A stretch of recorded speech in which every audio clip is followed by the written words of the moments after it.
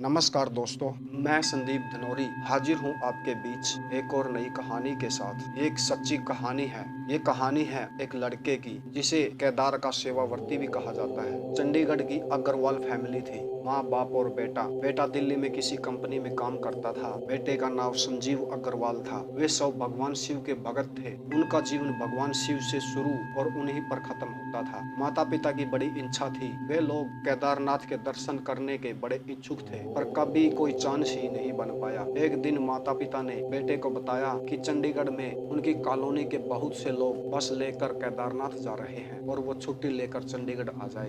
बेटे को छुट्टियां नहीं मिली। माँ बाप भड़क गए, बोले इतना ज्यादा बीमार रहते हैं, जिंदगी का पता नहीं, केदारनाथ के दर्शन की इच्छा दिल में ही लेकर मर जाएंगे। हम तो जा रहे हैं, मरे या जिए हम तो जाएंगे ही। संजीव ने समझाया पर वे नहीं माने और वे लोग ग्रुप के साथ चले गए। सड़क की यात्रा तो आराम से पूरी हो गई। जो 14 किलोमीटर की पैदल यात्रा है, उस यात्रा में संजीव की माँ का दम फूल गया, धड़कन बेहद ज्यादा बढ़ गई, शुगर भी डाउन हो गई। उन्हें लगा कि वे मरने वाली हैं। वे एक पत्थर पर बैठ गई और हाथ जोड़कर उखड़ते घिसटते शब्दों से बोली, बाबा केदारनाथ जी, आपको चमड़े की आंख से देखने की इच्छा थी, पर अब लगता है कि आत्मा की आंखों से ही देख पाऊंगी। संजीव के पिता का भी बुरा हाल था। 2 साल पहले ही उनका बाईपास हुआ था। किडनी की भी दिक्कत थी। उनकी कोई मदद कैसे करते? मदद मांगने के लिए आसपास कोई था ही नहीं। उन दोनों को अपना अंत निकट दिखाई दे रहा था। तभी एक 24-25 साल का सांवला सा लड़का वहां आ गया और संजीव की माँ के कंधे पर हाथ रख कर बोला, आंटी जी कोई दिक्कत है क्या? उस लड़के के कंधे पर हाथ रखते ही उनकी जान में जान आ गई।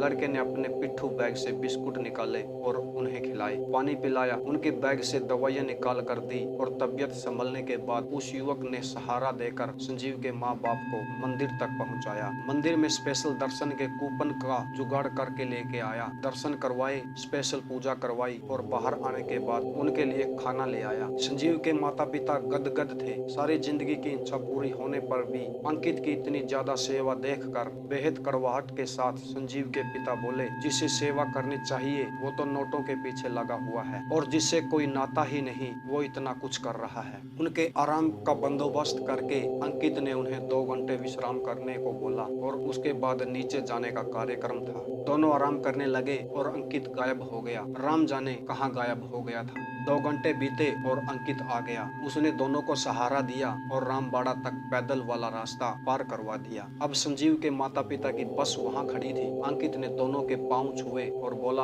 अंकल आंटी भूल मत जाना मुझे। संजीव के माता पिता बोले, बेटा तुम्हें तो जिंदगी भर नहीं भूलेंगे। अंकित बोला, मेरा घर मुंबई में है और अगले महीने मेरी बहन की शादी है, आप दोनों जरूर आना। अंकित ने अपना नाम, पता, फोन नंबर लिखकर संजीव के पिता को दे दिया और बस के रवाना होने तक साथ रहा और फिर विदा करके केदारनाथ को चल पड़ा। संजीव के माता पिता सकुशल चंडीगढ़ आ गए और संजीव का फोन आया तो उसके पिता ने बेहद तलखी से सारी बात बताई और कहा, अंकित की बहन की शादी में जरूर चले जाना। अगर तेरे पास समय न हो तो बता दे, हम चले जाएंगे। संजीव बोला, पापा मैं चला जाऊंगा, आप चिंता न करें। संजीव ने शादी की डेट और वेन्यू पता करने के लिए अंकित द्वारा दिए गए नंबर पर फोन किया तो उसके पैरों के नीचे से जमीन खिसक गई। अंकित के पिता ने बताया, अंकित को गुजरे 6 साल हो गए। अंकित केदारनाथ जा रहा था, रास्ते में कार गड्ढे में गिर गई थी और अंकित की मृत्यु हो गई। अंकित पिछले 6 साल से केदारनाथ के यात्रियों की सेवा कर रहा था। सभी यात्रियों को अपना